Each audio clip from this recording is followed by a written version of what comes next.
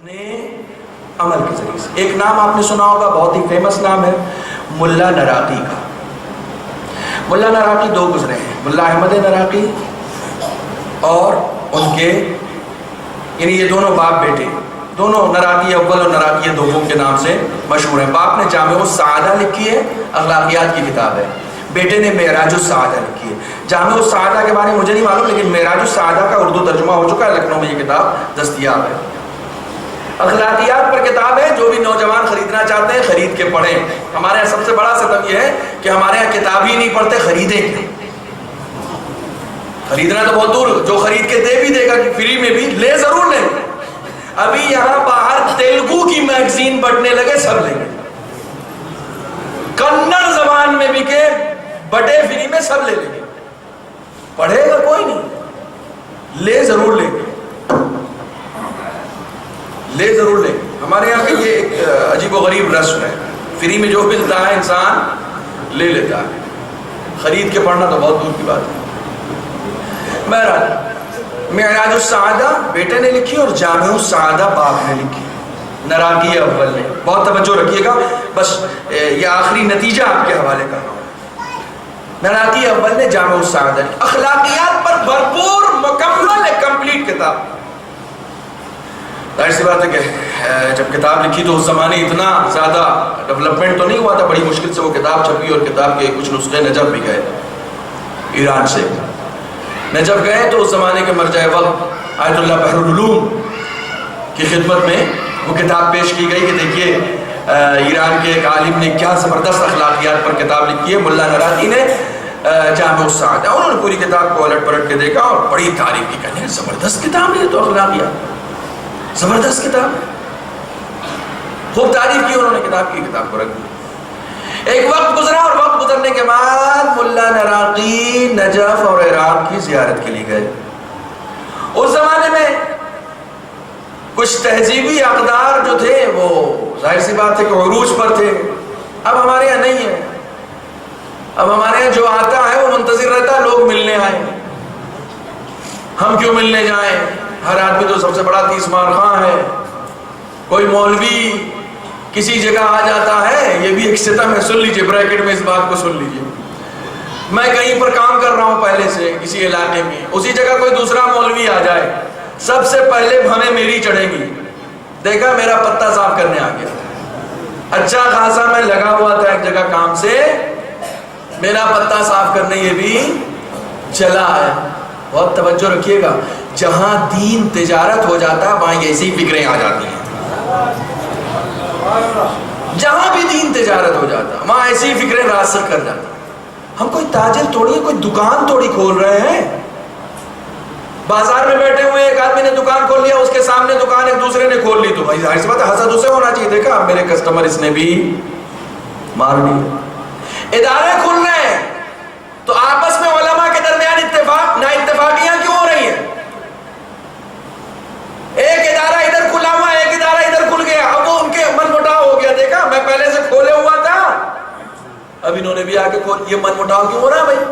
دکان تھی آپ کی، جہاں جہاں دکانیں ہوتی ہیں وہاں وہاں من مٹاؤ ہوتا ہے، جہاں جہاں تجارت کے لیے ادارے کھولے جاتے ہیں وہاں وہاں حسد ہوتا ہے، جہاں دینی خدمت کے لیے، جہاں دینی جذبے سے ادارے کھولے جاتے ہیں وہاں کوئی من مٹاؤ کیوں؟ ہم سب کے سب سپاہی ہیں نا امام زمانہ کے، ہے یا نہیں ہے؟ ہم سب کے سب امام کے سپاہی ہیں۔ سپاہی جب محاذ پہ لڑ رہا ہوتا ہے اور وہاں لڑتے وقت کوئی ایک لولہا لنگڑا دوسرا مددگار سپاہی بھی آ جائے تو اسے دیکھ کے حسد نہیں ہوتا، جلن نہیں ہوتی، خوشی ہوتی ہے۔ کیوں؟ دونوں کا مقصد ایک ہے۔ جس محاذ پہ ہم لڑ رہے تھے اب تک اکیلے، یہ دوسرا میرا ساتھی بھی آ گیا، کسی کام نہیں آئے گا، کم سے کم ہمیں بندوقیں تو اٹھا کے دے گا۔ یعنی اب جو کام ہم کر رہے تھے وہ کام بٹ گیا، یعنی میرا بوجھ ہلکا ہو گیا ہے۔ امام زمانہ کے سپاہی ایسے کام کرتے ہیں، ہم سب کے سب سپاہی ہیں نا، بوجھ ہلکا ہوا ہے، ادارہ دوسرا کھلا، ہمیں خوشی ہونی چاہیے، پہلے سے بوجھ اب ہمارے اوپر کم ہوا ہے۔ یہ ینگسٹرز ہمارے یوتھ جو دینی کام اور مذہبی کام کرتے ہیں، خوشی ہوتی ہے دیکھ کے، کہ ہماری ذمہ داریوں کو انہوں نے بانٹ لیا ہے. اب ان کے ساتھ ہمارا خود فریضہ ہے کہ ہم ان کے ساتھ تعاون کریں. بہرحال یہ بریکٹ میں پھر سے یہاں بند کر رہا ہوں. ایک صلوات پڑھیں محمد و آل محمد.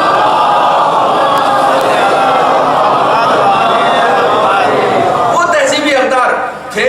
ملا نراقی آئے تو جتنے بھی شہر کے علماء تھے سب ان سے ملنے آئے, کیونکہ ایک بزرگ شخصیت ہے, نجف میں پہنچی ہے تو سب ملنے آئے. سارے آیات اعظام اور بڑے لوگ علماء مراجع کرام سب ملنے آئے.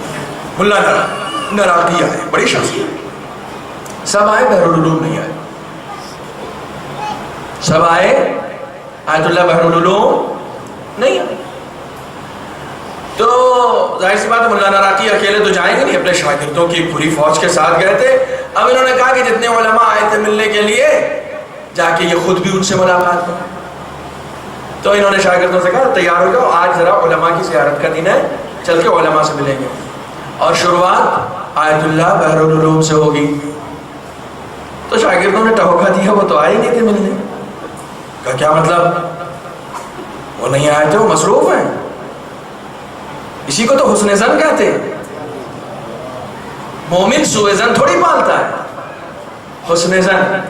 مصروف ہوں گے, بزی ہوں گے, نہیں آ سکوں گا, وقت نہیں نکال, میں جاؤں گا. خیر گئے ملنے کے لیے. اب جو گئے تو آیت اللہ مہدی بحرالعلوم کو جا کے, آیت اللہ بحرالعلوم کو جا کے کسی نے بتایا کہ صاحب وہ جن کی کتاب آپ نے دیکھی تھی ملا نراقی, اس کے مصنف خود آئے ہیں آپ سے ملنے کے لیے. انہوں نے کہا ٹھیک ہے بلاؤ. بڑے ہلکے انداز میں بلاؤ. اب وہ ہال کے اندر آئے, ان کے بیت الشرف میں تشریف لائے, آ کے انہوں نے سلام کیا. انہوں نے کہا علیکم السلام. اور نارمل انداز میں, کوئی آؤ بھگت نہیں, کوئی استقبال نہیں, کوئی موسٹ ویلکم نہیں, آئیے آئیے, کوئی تکلف. علیکم السلام. بڑا چونکے کہ ایک تو میں اتنی بڑی شخصیت, ظاہر سی بات ہے کہ سارے علماء ملنے آ رہے ہیں, یہ ملنے نہیں آئے, میں سب سے پہلے ملنے آیا. اب انداز بیٹھ گئے جہاں سارے لوگ بیٹھے ہوئے تھے, وہ کونے میں جا کے بیٹھ گئے. بہت دیر تک باتیں بیٹھے رہے, انہوں نے باتیں نہیں کی. جیسے کہتے ہیں نو لفٹ, نو لفٹ کہتے ہیں. اٹھ کے چلے گئے. تھوڑی دیر کے بعد اٹھ کے چلے گئے. شاگردوں نے کہا دیکھا ہم منع کر رہے تھے نا آپ سے کہ نہ جائیے, وہ نہیں آئے, کچھ نہ کچھ چکر ہے. خاموش, تمہیں کس نے اختیار دے دیا؟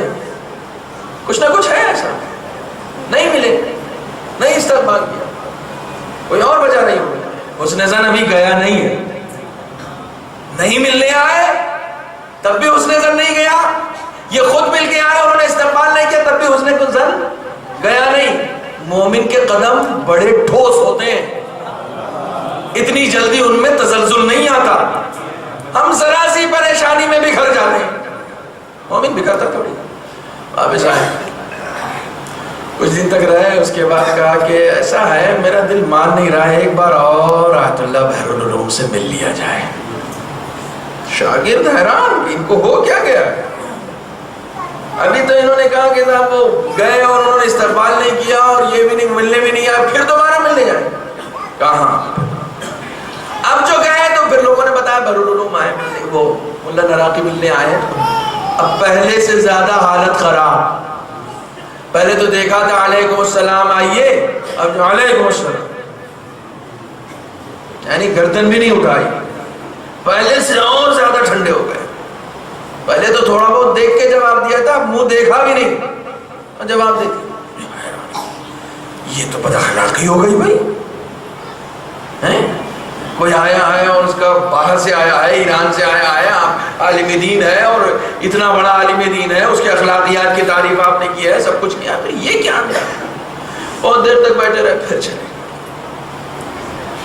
شاگردوں نے پھر بتا دیکھا, منع کرے, چپ رہو, خاموش.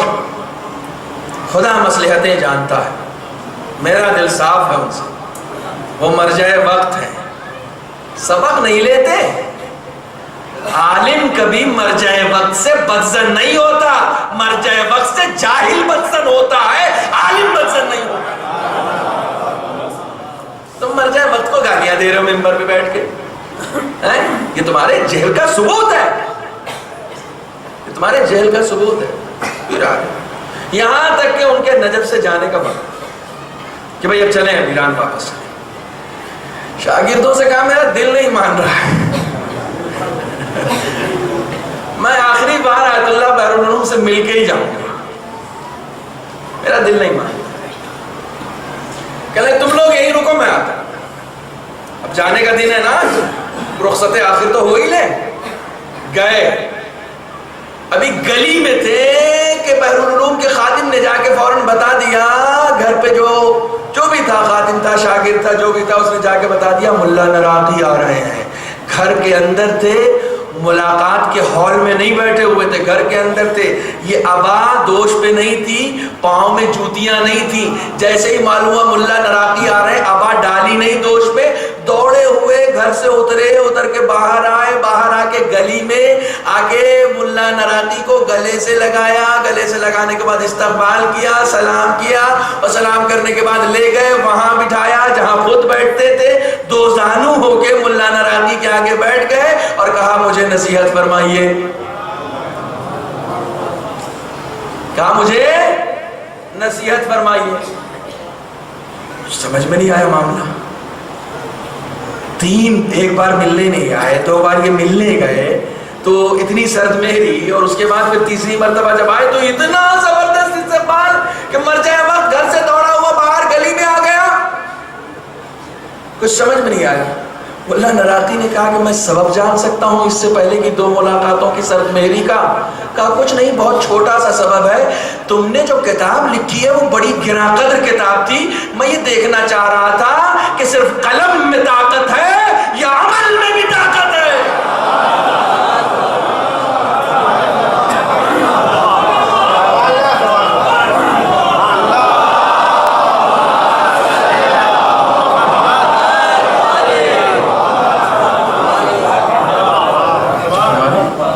صرف قلم میں طاقت ہے یا عمل میں بھی طاقت ہے؟ اثر کہاں ہوتا ہے؟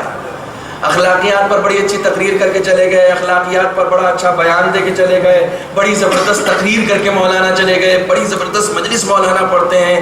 مجلسیں پڑھنے سے کچھ نہیں ہوتا، بیان دینے سے کچھ نہیں ہوتا، دیکھو کہ اپنے کردار سے بھی روشنیاں پھیلا رہے ہیں یا نہیں پھیلا رہے ہیں، اپنے اخلاق سے بھی لوگوں کی تربیت کر رہے ہیں یا نہیں کر رہے ہیں۔